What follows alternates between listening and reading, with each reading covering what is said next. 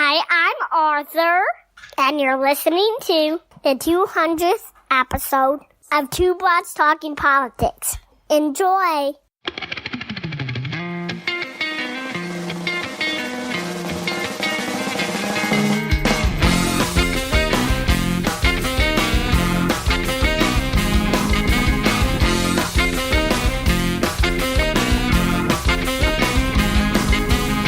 Are you listening?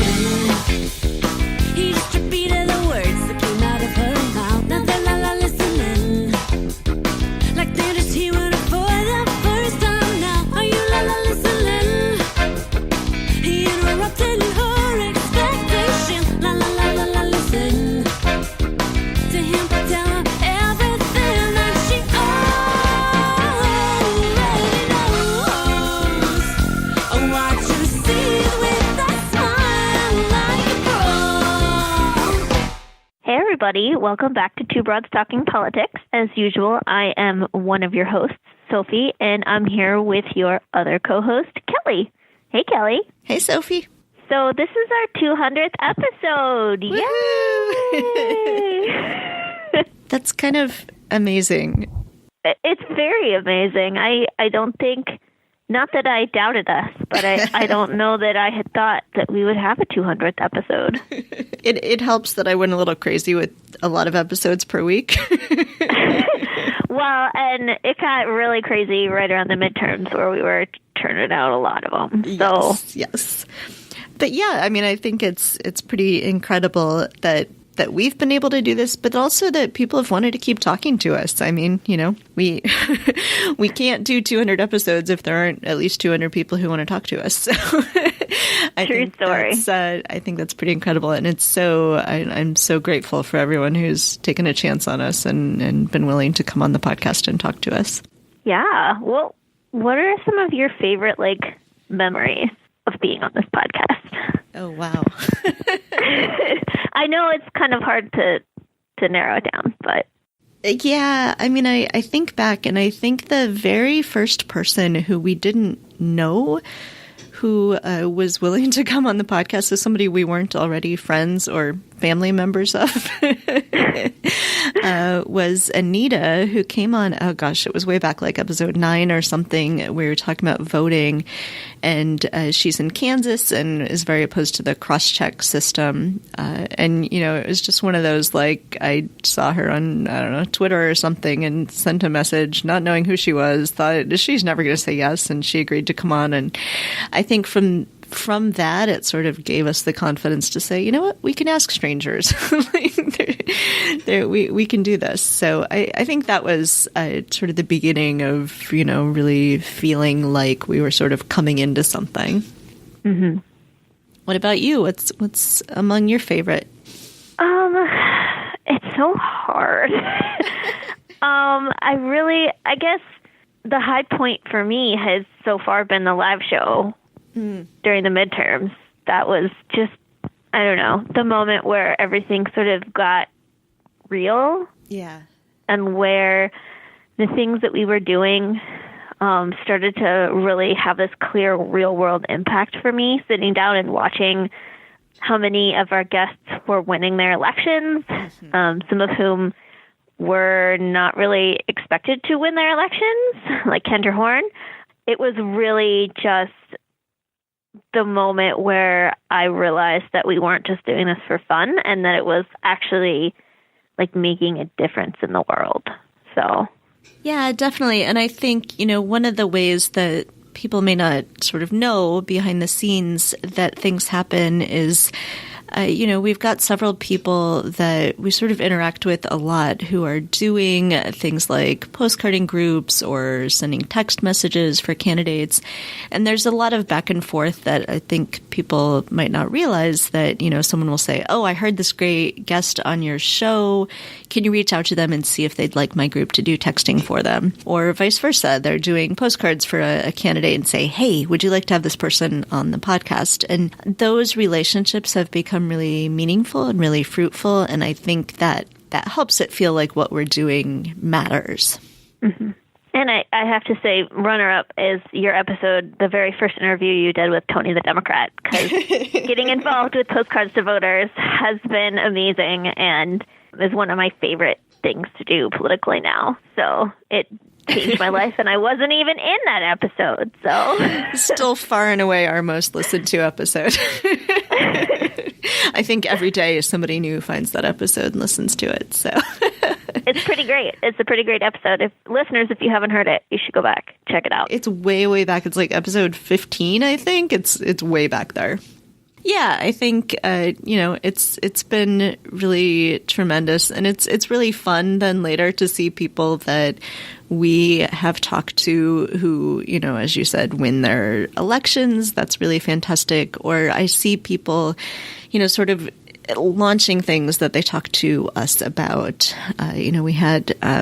We had Luba Gretchen Shirley on talking about Vote Mama.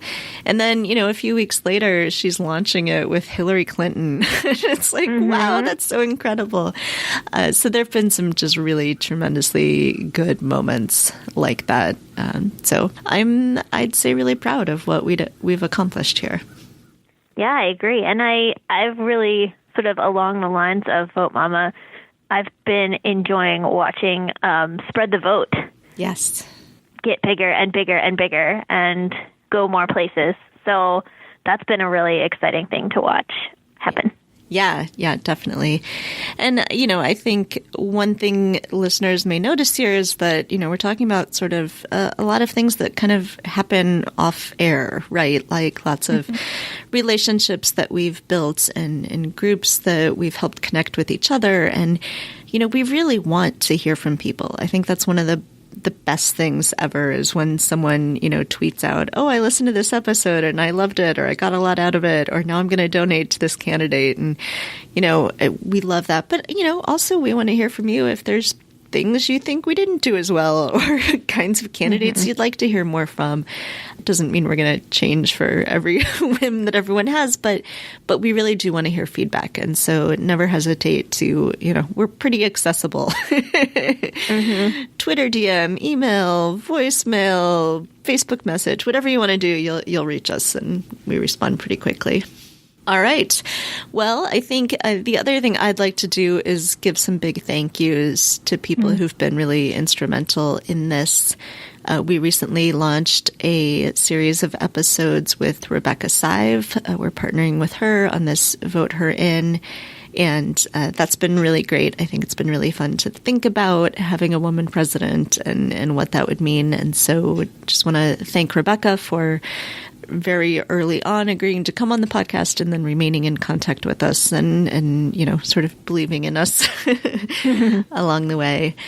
And, as I mentioned, a lot of these guests who've been willing to come on and talk to us, and a lot of the people who've been helping coordinate things behind the scenes. There's a friend of ours on Twitter named Matt, who is otherwise anonymous, but he has been really helpful in helping set up interviews, mostly with candidates, but some other guests too. And so there have been several people like that who've been just a real help behind the scene. And then some of the sort of big Twitter personalities who have been really helpful in sharing our episodes and coming on as guests themselves. There's some people who just have been real friends of the podcast.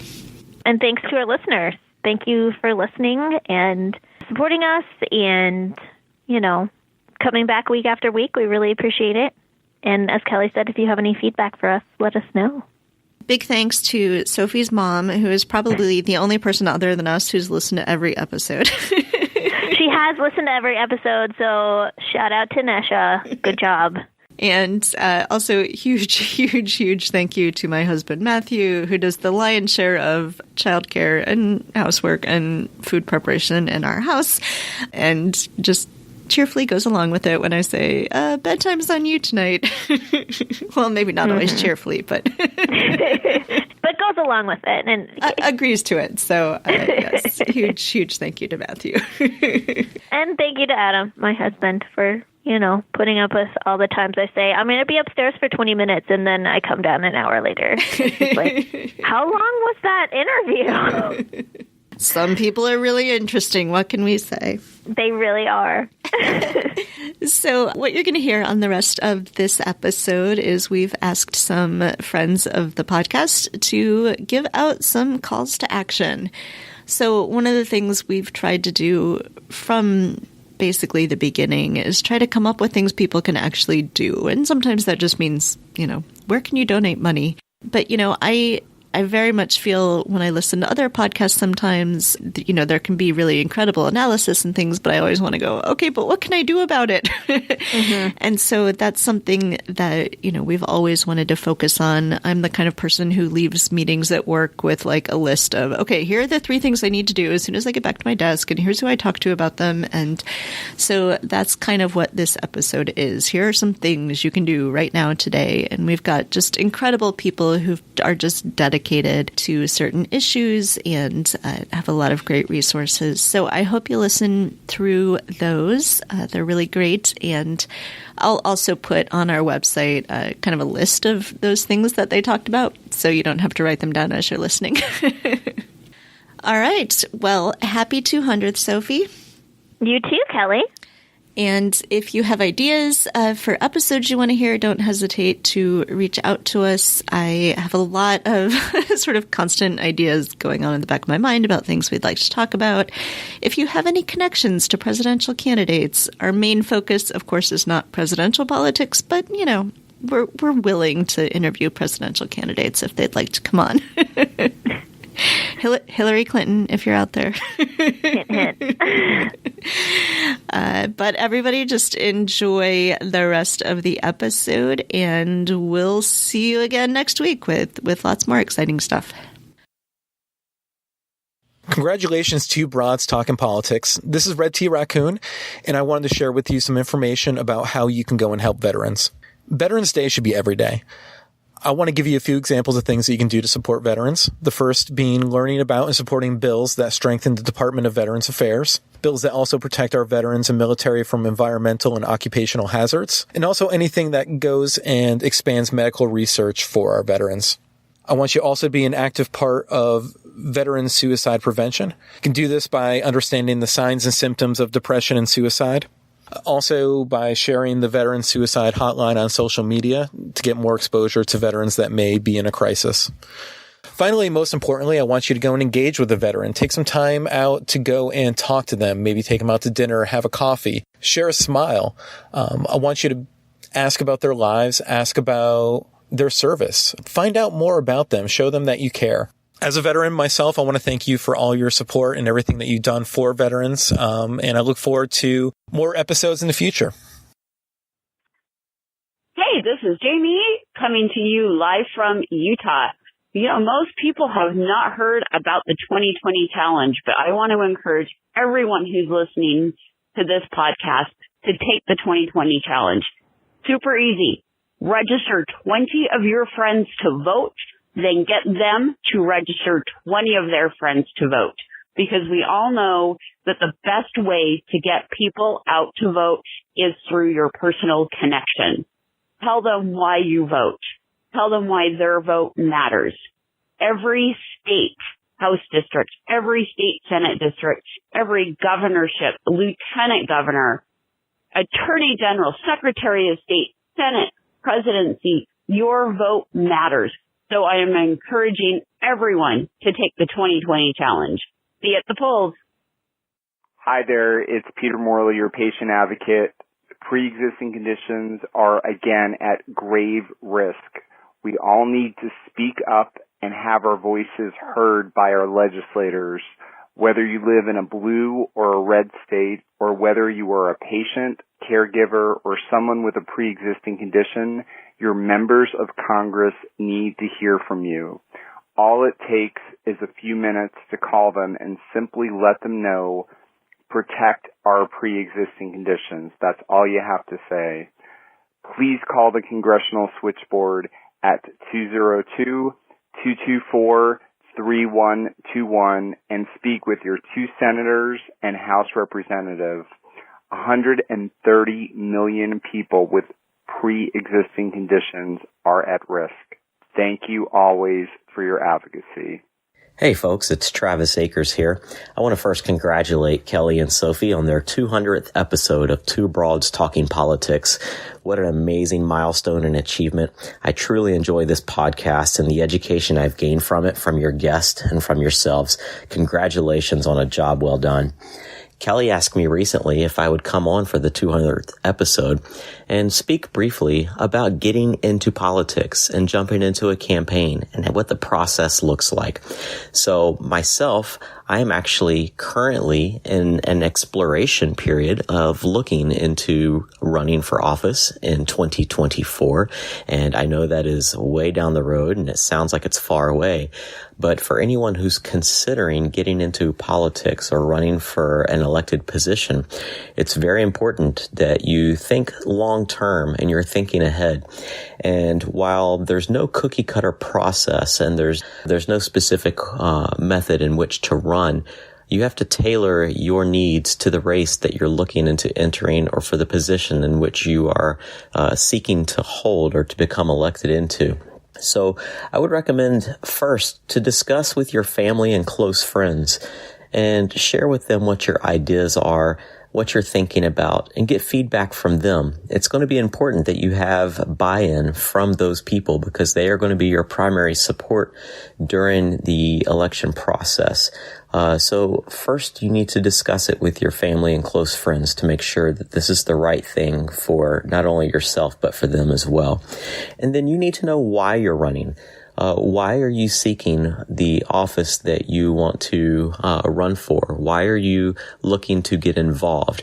If this is for some type of motive just to advance yourself, your own name and your brand, I don't recommend getting in. You need to have a passion. You need to have something that you believe in, or multiple things that you believe in that you want to run on and to get elected for so that you can help those that those ideas are going to impact and better the lives of.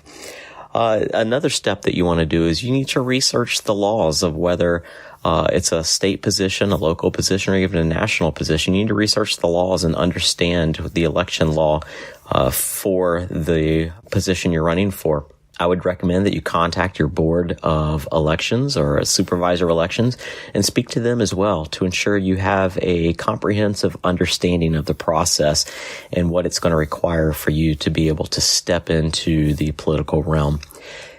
With your local party leaders, you definitely want to make contact with them if you have not already, and if you're not already involved with your local political party, you want to meet with the party leadership and let them know what your intentions are and to get feedback from them as well. It's going to be very important that you have party buy-in to get the support behind you as well. So definitely speak with your local leaders, with the party that you are running with. And then I also recommend you meet with previous office holders and current office holders and talk to them about their experience, what their lessons learned are, what their best practices were. And obviously, if it's a person that you're going to be challenging for a race, that might not work out. But for other office holders, you can get some valuable insight and some learned experience from those people. So try to set up meetings and discuss with them and learn from those who have already gone before you to do this process. And then you need to design a game plan, a long-term strategy. And as I previously mentioned, I'm looking at a run for 2024. That is quite some time down the road, but I have a long-term plan. I want to take the next couple of years to really get to know my community on a more intimate level and to talk to people and listen. The key is to listen, find out what concerns are, what people's needs are, and what they are very interested in, so you can also become interested in that and learn about it and learn how you can help better your community.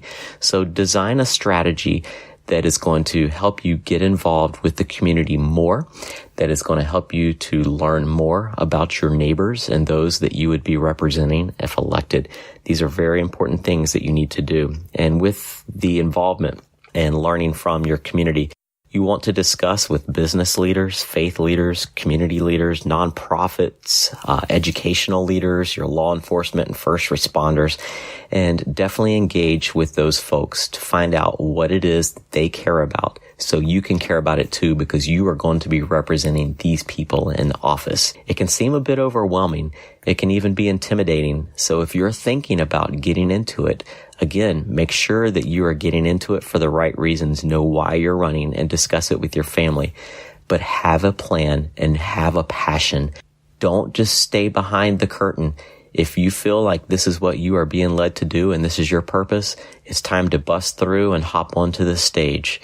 There's so much more that is involved in this process, but this is just a quick little rundown of some things to take into consideration. And I really hope that if this is something that you're looking into exploring and to going ahead and do, that you do it. Take the plunge, get out there, put yourself out there, and run for office. My name's Travis Akers, and thank you for listening to Two Broads Talking Politics. Hi, this is Ted, and my call to action is to encourage you to try Meatless Mondays. It's easy and delicious, and you can help save the planet. Hi, my name's Eliza Orleans, and I'm a public defender in Manhattan. You may have heard the phrase, justice delayed is justice denied.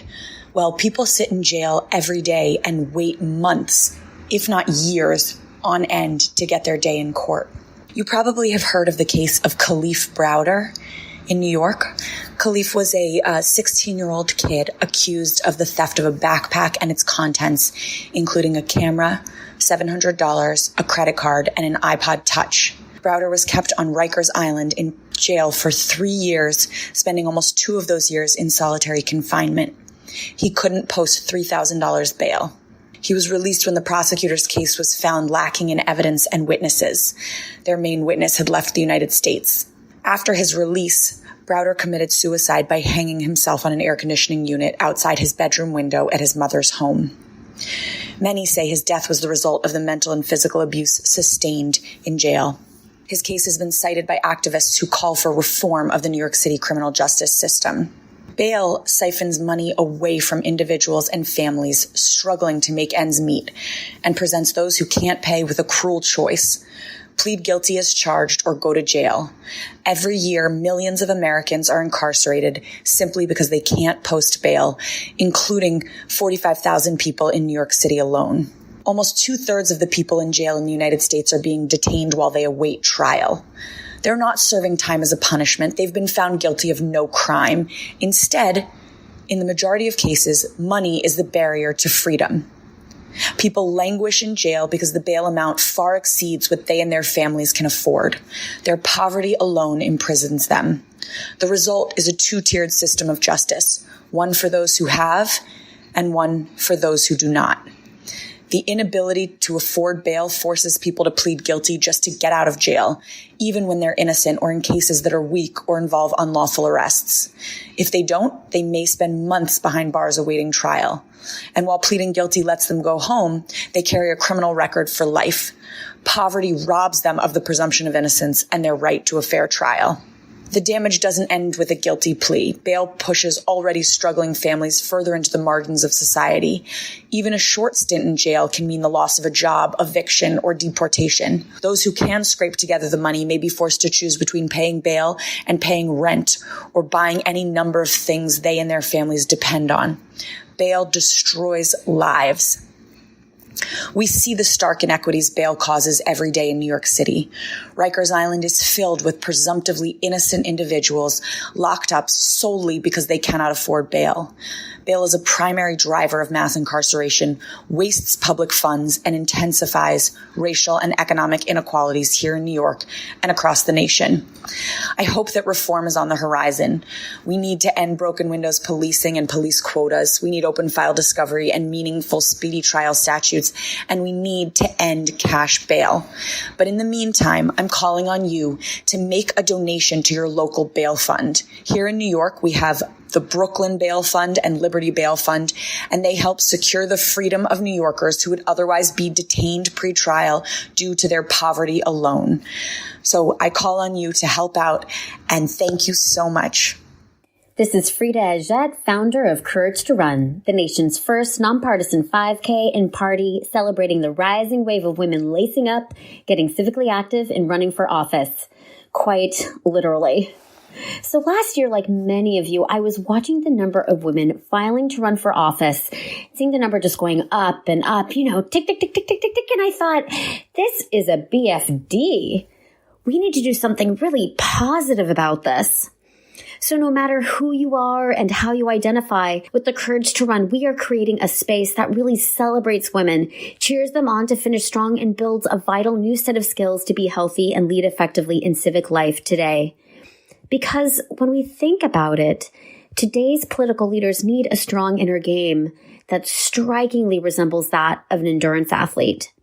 A growth mindset, physical endurance, a heartfelt vision, fierce courage, and committed self-care. After all, the road to parity is the ultimate marathon. We just gotta celebrate milestones along the way. Last year, we shattered records of women running and winning in Congress, in state houses, and in local communities across the country. This year, women are winning mayorship primaries in some of the country's largest cities. 6 women are running for president of the United States. There's a lot to celebrate. And there's a long road ahead. Motivated more than ever before, we are all in to train hard and change the political game for good. On April 13th, just around the corner, women advocates to candidates, aspirants to veteran elites are coming together for the Courage to Run 5K in Washington, D.C. and communities across the country to support women running for office. 2020 starts today, people. So join us. It's super easy. Visit couragetorun.org or text COURAGE to 40649. Click on In Your Community and register today. You choose your route. We mail you everything you need. T-shirt, bib, medal. You post your finish line photo to social with the Courage to Run 5K hashtag and are part of the national movement.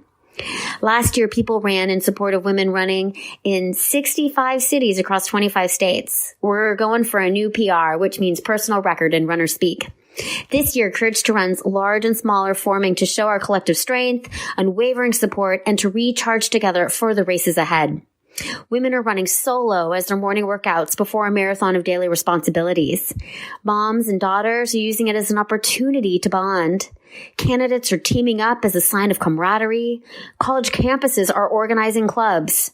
Friends are running and brunching, and communities are coalition building. You choose your own adventure. Whether you walk, hop, skip, jump, or run, we are all in to celebrate women, to be healthy, run courageously, and to truly champion democracy. Proceeds support more than 30 diverse organizations training and championing the next generation of civic leaders. The full list is available at couragetorun.org. Be sure to register by April 1st to guarantee you receive your swag by race day. And go strong, be you, let's bring on the courage. This is an election security call to action. Please go to my Twitter account at JennyCohn1, that's spelled JennyCohn1, and help us get 5,000 signatures on a petition to the House Oversight Committee asking them to investigate Georgia's voting system bill, which would allow Brian Kemp to purchase voting systems that can change machine-marked paper ballots after they've been cast. Again, this is on my Twitter account at JennyCohn1. I'll have it as a pinned tweet on Friday. Thank you. Hi, my name is Natalia, and I want to share with everybody an amazing organization called Open Progress. Open Progress is a texting community which has helped multiple candidates get elected in the last several years. We have texted for mayors, House positions, state legislatures, including Virginia, multiple California House representatives, as well as a large campaign to get attorney generals who are progressive elected all over the nation. Additionally, we have had campaigns for voter rights, including ensuring that ex-felons in Florida who received their vote from their recent ballot measure are actually registered to vote. It's so easy to join. You just go to www.openprogress.com and click on Start Texting Now. You will immediately join a texting community and be trained exactly on how to do this. It's so easy to do from your home and extremely effective. I have texted in multiple campaigns and have been amazed at the response from voters. I've had people thank me for reminding them about elections that they didn't know about or had forgotten about, and even had people texting me stickers of themselves having voted the night of the election and thanking me for the reminder. It is extremely fulfilling and easy to do. You can put in a couple of minutes or many, many hours, as much time as you have. And because you do it from home, the hours are extremely flexible. I hope everybody can look into it and join openprogress.com. Thanks. Hi, this is Dr. Brian Harnsberger, and I wanted to take a moment of your time to speak about getting involved in suicide prevention programs. So suicide is the number 2 cause of death in ages 10 to 34, only behind accidents. According to the NIH, about $100 million is spent on research every year. If you compare that to something else like breast cancer, which claims fewer lives, you will notice that the funding is significantly less. Something with breast cancer, I think, ranges around $700 million a year. So unfortunately, topics such as suicide research and suicide prevention are not very attractive to private donors. In order for us to bring down suicide rates in America, we need to increase our funding. So one of the things that is really concerning right now is Trump's budget proposal, mainly because it slashes federal funding for mental health agencies. So right now we're kind of trying to work with at least one hand tied behind our back, and if Trump's budget moves forward, then we'll have two hands tied behind our back. A way for you to take action right now is to donate and volunteer with organizations like the Suicide Prevention Resource Center and the American Foundation of Suicide Prevention. And then we get into the topic of teen suicide prevention. This receives even less federal funding. So if you would like to support our children in helping us find new ways and new resources to reach them, especially in these dire times, look up and donate a little bit of energy and, funds, if you can, to organizations like the Society for the Prevention of Teen Suicide. So happy 200th episodes. See you later, Two Broads. Bye. Hi, this is Elizabeth Thorpe, and I am here to tell you how you can stay in the loop about reproductive health and reproductive rights, and also take action. I would say in this climate of craziness in the Trump era, there's always a lot of misinformation, abortion comments that are untrue, and I think it's really helpful and important for all of us to make sure that we let others know that it's just lies. When people who are anti-choice talk about abortion, the sanctity of life, abortion, late-term abortion during labor, these claims are all false. They're not based in science or reality. It's another part of the Trump-Pence administration and the Republican leadership's broader attacks on health care, reproductive health care, including abortion. Abortion is health care. These misleading claims are totally false, dangerous, and offensive. Any suggestions otherwise are flat out not true. It's important to remember that the people who are spreading this information have one motive in mind, and that's to ban abortion. In this country, in America, we have constitutional right to safe and legal abortion. And I, for one, many people in this country will not stop ensuring that women have that access. That's a constitutional right. So right now, the right to access safe and legal abortion is at risk. And it's not hyperbole. There are 16 cases on abortion that are waiting on the Supreme Court docket. States across the country are chipping away at the ability to access abortion safely and legally. There are more than 400 abortion restrictions that have gone into effect since 2011. The constitutional right to safe and legal abortion in America has been eroded to the point that millions of women across America do not have access to abortion anymore. And this is a healthcare crisis. So for people who want to know what they can do and how to stay on the loop with reproductive rights is text PPACT, that's capital P-P-A, lowercase c-t, to 22422. And then you'll get action alerts and also be able to stay in the loop with both state and national news regarding reproductive health. Also, again, just making sure that people have correct information, that these misleading claims that go hand in hand with the Trump-Pence administration and the GOP's attacks on healthcare, including abortion, are set straight. Educate your parents, your neighbors, your children, your colleagues at the water cooler. Again, it's our constitutional right to safe and legal abortion in America. Hi, it's at Captain Resist calling. I'm calling about Convention of States, a call to action. There are at present 28 states sharing 72 resolutions calling for a Convention of States. The number does not go down because they keep adding more, despite bills being defeated or resolutions being defeated and legislatures going into recess, and 2 have been passed.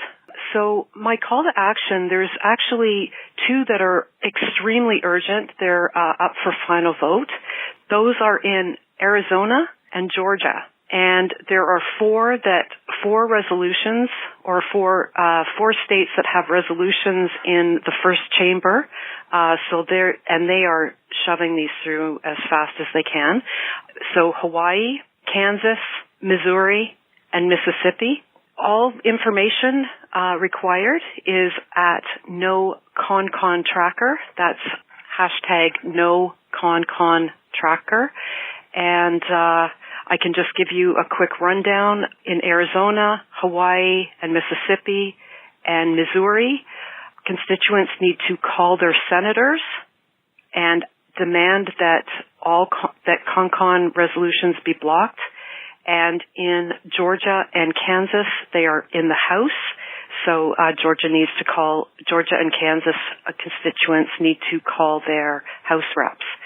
Again, it's at Captain Resists, and the site, or a up-to-date tracker that I keep on top of every day, is at hashtag NoConConTracker. All the information's there, or you can send me a message if you require further information. Okay, thank you very much. And thank you for doing this. Take care. Hi, my name is Stephanie Keegan. I am a veterans advocate, and I'm calling to urge people to please, more than just thank a veteran when you meet one, find a local veteran service organization in your area and see what you can do to help them help veterans. I do this work in memory of my son, who passed away in 2016 while waiting for treatment of PTSD from the VA. But you don't need to have a loss to be a friend and a helper. Please go help a veteran. Thank you very much. Bye-bye. Hey, Kelly and Sophie, this is Adam Cohen, otherwise known in the Twitterverse as Accidental Liberal. And I'd like to thank you for giving me the opportunity to speak for your big episode. Fantastic. I'd like to talk a little bit about H.R. 6, the Dream and Promise Act, which Nancy Pelosi and the new Congress has put forward, which might help as many as 2.5 million people that are currently in immigration limbo get a path to at least permanent status, if not citizenship, in this country. It specifically affects DACA recipients. You may remember that the president terminated DACA, Deferred Action for Childhood Arrivals, in 2017, and these are children that were brought over unwittingly from other countries, and they were not citizens of the United States, but were given a protected status through the DACA program. Also, this bill would affect people that were escaping natural disasters or war or things of that nature through the temporary protected status program, people from Honduras and Haiti and El Salvador.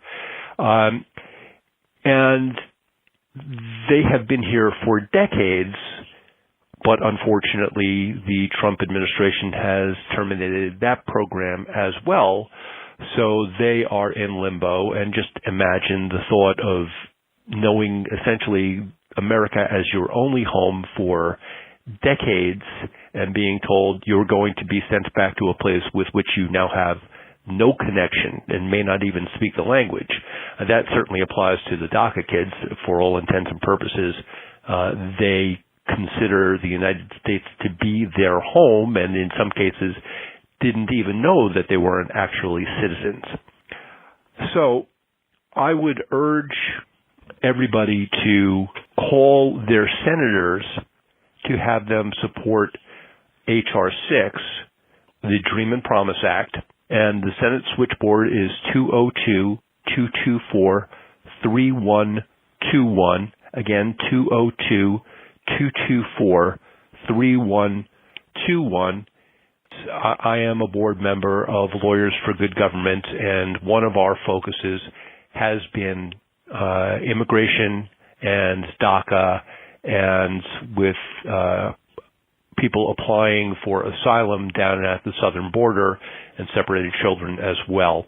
We had spent a lot of time helping people during the Muslim ban at the airports.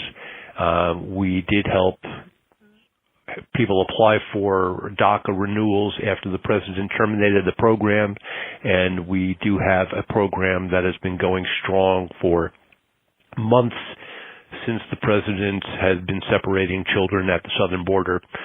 So I would urge you to donate, if you can, to Lawyers for Good Government. That's lawyersforgoodgovernment.org. lawyersforgoodgovernment.org. Thanks very much, and congratulations on the show.